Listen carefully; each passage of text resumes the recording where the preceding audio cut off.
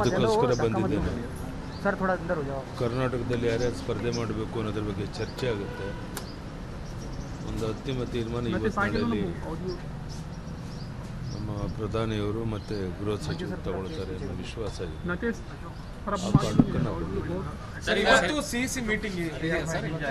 ಅಥವಾ ನಡ್ಡಾ ಅವ್ರ ಜೊತೆಗೆ ಬರೀ ರಾಜ್ಯ ನಾಯಕರು ಚರ್ಚೆ ಮಾಡ್ತೀರಾ? ಅಮಿತ್ ಶಾನು ಇರ್ತಾರೆ, ನಡ್ಡಾನು ಇರ್ತಾರೆ, ಪ್ರಧಾನಿಯವರು ಇರ್ತಾರೆ.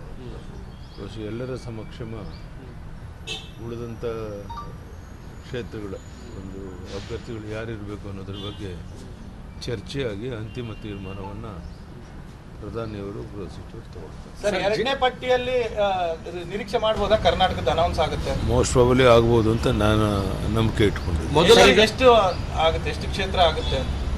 ಟೋಟಲ್ 28 ಕಾನ್ಸ್ಟಿಟ್ಯೂನ್ಸಿ ತಾನೆ JDS ಮಾಡೋದಾದರೆ JDSಗೆ ಎಷ್ಟು ಬಿಟ್ಟು ಕೊಡ್ತಾರೆ ಅನ್ನೋ ತೀರ್ಮಾನ ಅವ್ರಿಗೆ ಗೊತ್ತಿರುವಂಥದ್ದು, ನಮಗಿನ್ನೂ ಮಾಹಿತಿ ಇಲ್ಲ.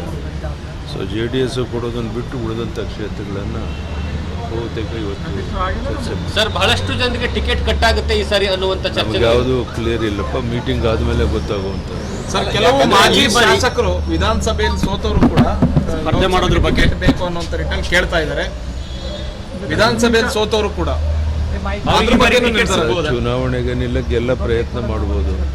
ಅಂತಿಮವಾಗಿ ಆಯಾ ಪಕ್ಷದ ಮುಖಂಡಗಳು ತೀರ್ಮಾನ ತಗೊಳ್ತಾರೆ. ಆ ತೀರ್ಮಾನದ ಅನ್ವಯ ಅಭ್ಯರ್ಥಿಗಳು ಆಯ್ಕೆ. ಸರ್, ಮೊದಲ ಪಟ್ಟಿಯಲ್ಲಿ ಒಂದಷ್ಟು ಹೊಸ ಹೆಸರುಗಳೆಲ್ಲ ಬಂದಿದೆ. ಕರ್ನಾಟಕದಲ್ಲೂ ಹೊಸ ಹೆಸರುಗಳು ನಿರೀಕ್ಷೆ ಮಾಡಬಹುದು? ನಾನೇನು ಈಗಲೇ ನಿರೀಕ್ಷೆ ಮಾಡೋಕ್ಕಾಗೋದಿಲ್ಲ. ಅಂತಿಮವಾಗಿ ಏನು ತೀರ್ಮಾನ ತಗೊತಾರೆ ಅದಕ್ಕೆ ನಾವೆಲ್ಲ ಬದ್ಧರಾಗಿರ್ತೀವಿ.